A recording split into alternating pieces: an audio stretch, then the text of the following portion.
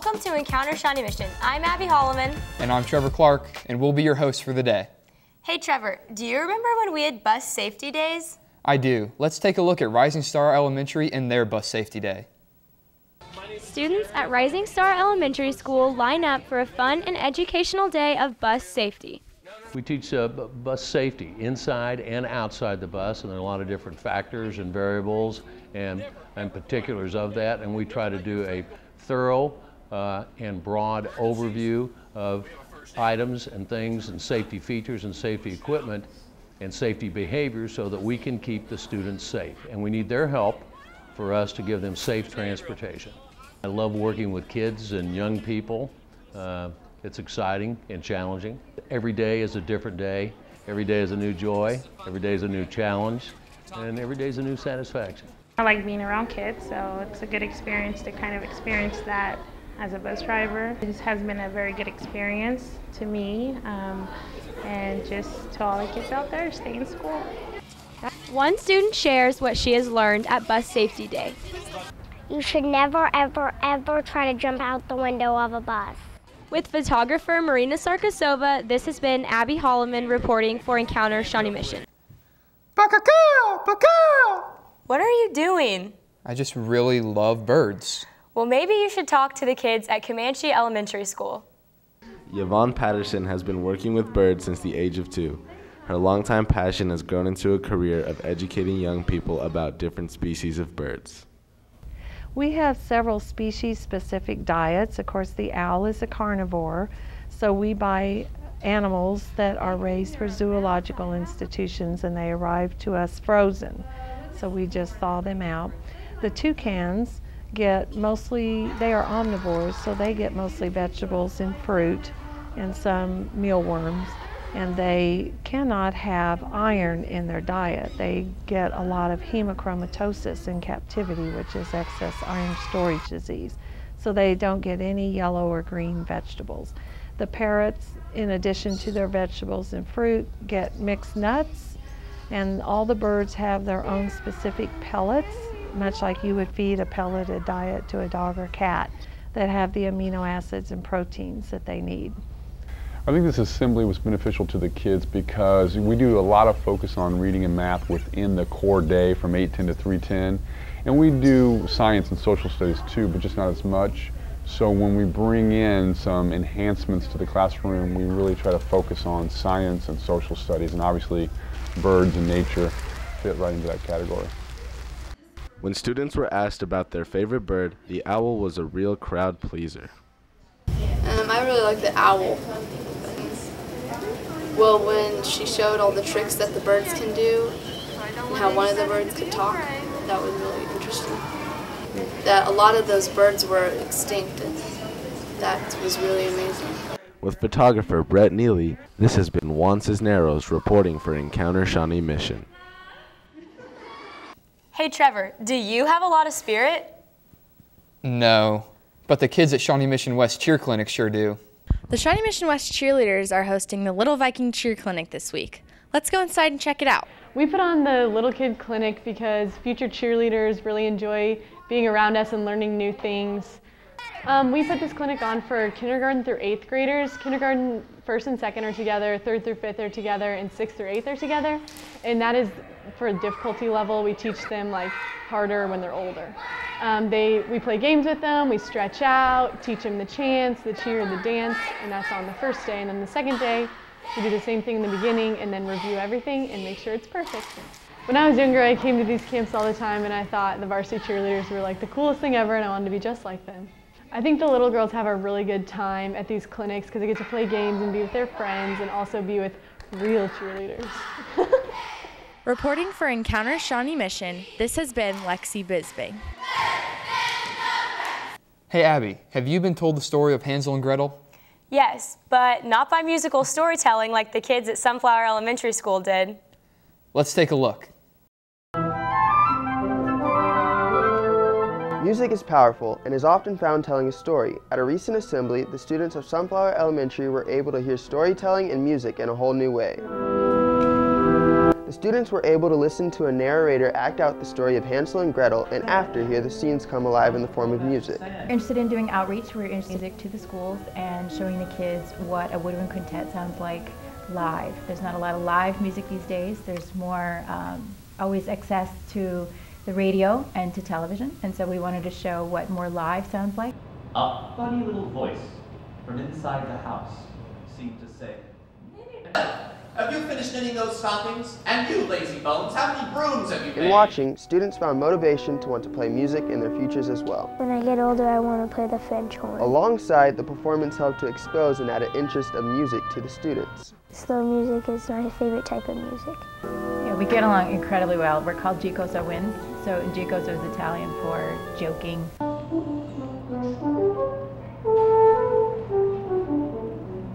The group has found their target audience, but do not only perform for elementary students, they have found other people to entertain as well. We typically go to elementary schools mostly because we're dealing with Hansel and Gretel and Peter and the Wolf, and high school kids I don't think are really going to be very receptive to that. We have done some retirement communities. We don't bring in the stories. We tend to bring in just more classical music to retirement communities. Boys and girls, Hansel and Gretel.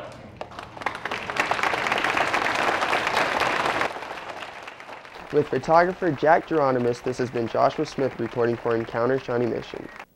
Hey Trevor, do you want some delicious food that is also affordable? I would love some. Let's check out the Broadmoor Bistro. I've been here at the Broadmoor Bistro for 2 years now. I've done everything from serving tables, working the coffee stations, I did the front line. It's really, you kind of just do everything here at some point or another, which is a great experience. The bistro is open to the public every Wednesday. It's $30 a person for a really high quality 4-course meal. We do everything from steaks to like swordfish, really high quality desserts, really high quality everything. We don't skimp. They do their experience-based learning, and that's what tonight is the bistro, which is our restaurant.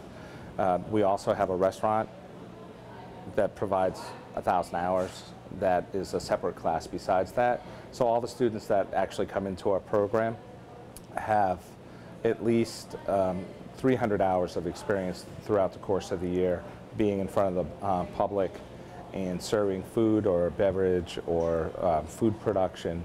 So it really kind of gives them an idea of what the industry's like. The bistro, really, the history of the bistro, it started 10 years ago out of a classroom and did dinners once a month. And those dinners enabled the parents to come in and do an assessment on the education that the students were getting. And that kind of just spiraled into the present facility that we have now. And so it's always exciting to kind of see what the students are going to do and what the situation is. Bistro, as far as a restaurant, is a student-run organization. It's completely student-ran. Students write the menus, students cook the food, and the students do all the serving. It's open every Wednesday night from 5:30 to 7:30 is our last seating. We do a 4-course chef tasting menu that changes seasonally, so about 5 times a year. This is Jennifer Marr with photographer Hannah Teicher reporting for Encounter Shawnee Mission. Being able to ride your bike to school is a big deal. Students at Kristen McAuliffe Elementary School learned bike safety as well as earning their bike license to ride to school. The Bike Rodeo is a program that at the Lenexa Police Department we work together with our elementary schools to teach 2nd and 3rd graders how to ride safely, the importance of obeying street signs, and practicing some of the basic bicycle maneuvers. I come into the classroom and teach the students some of the basic safety rules in riding a bicycle, and then when we actually come out here to the playground, I set up a basic course for them to ride through, instruct them in the course, and then direct them through it once they start riding, just so they get through it safely. We set up some basic elements of the course to practice things like braking, steering around cones or obstacles. We want the students to be able to practice riding as if they were riding out in the streets. I think the kids always have a lot of fun with it. I think they're sometimes a little scared before they go through it. They think it's going to be hard or maybe they're not going to do well. But once they start riding, they relax a little bit and usually they have a lot of fun with it. Here's what the kids had to say about the bike rodeo. It's something that you practice riding your bike, and it's for fun, and you get your license to ride your bike to school. I like the bike rodeo because I just like to ride my bike and it's pretty fun. I like it because some of the obstacles were kind of difficult for me, but then I made it past them. With photographer Abby Stuckey, this has been Casey Brown reporting for Encounter Shawnee Mission. Bike rodeo is really fun. Have you ever thought of a great way to exercise and raise money for your school? Let's take a look at Pawnee's Panther Prowl and see how it's done. Students at Pawnee Elementary participated in the 3rd annual Panther Prowl. The Panther Prowl is a fundraiser where students complete laps around the playground to promote health awareness.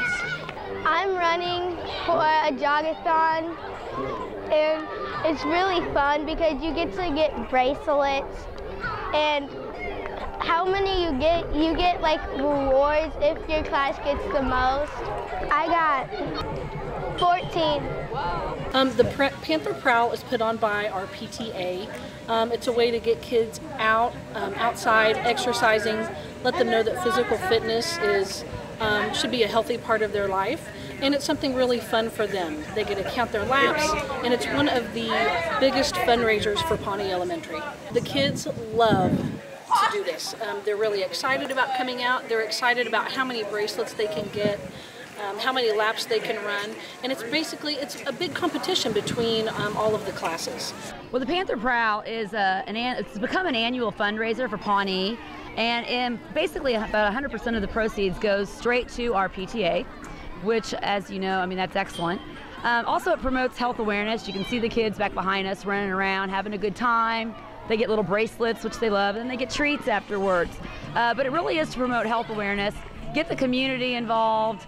High school kids come back. It's fun to see them as they come back. And the younger kids love to see you older kids here too, promoting their school, their fundraiser, and again, health awareness. Last year, I think we raised $10,000, and this year our goal is $11,000. The PTA uses this for different things like field trips and cultural programs, cultural enrichment programs. So it's just a great way to help our school. With photographer Tyler Williams, this has been Erin Feller reporting for Encounter Shawnee Mission. Students at West Ridge Middle School had the opportunity to discover and have fun with science. Let's see what they did. Students at West Ridge Middle School enjoyed an evening filled with science at the Science Night. With over 15 displays, including a telescope, reptiles, and the Shawnee Mission East chemistry demonstration, there were a lot of things to be seen. Science is one of my favorite subjects, and knowing that I'm good at science and everything in science is fun, that what's going to go on is most likely going to be something fun, and it turned out it would be. My favorite part about tonight was probably the reptiles and how the water gets to your house. Science might be something I can see myself going into. I like all the building things that it has to involve, so possibly being an engineer is one of my dreams to become whenever I get older. Math and science are so critical to everything you do in life, and we just thought we needed to tell people, show them, let kids see how much fun math and science can be. A big hit was the chemistry department from Shawnee Mission East and the things that they blew up naturally. That's one of the first questions kids always ask at the beginning of the year. Are we going to blow up anything or cut anything open? So I know that they really enjoyed that, and I'm getting a lot of positive feedback about the reptiles. The response from the teachers and the staff, just to be involved, everyone was so excited. With videographer Amy Hess, this has been Savvy Farrell reporting for Encounter Shawnee Mission. Horizons High School has a special program to help teen mothers. The program helps mothers receive an education while still being able to raise their children. With all of the students coming in and out of Horizons Nursery, Miss Jay Shelton keeps a record of all of the births in her notebook. The nurse who was here before me started that in 1986, and when a student was here and they were pregnant, she put their name, and then it's divided up into 40 weeks, and then the girls color in every week that they're pregnant.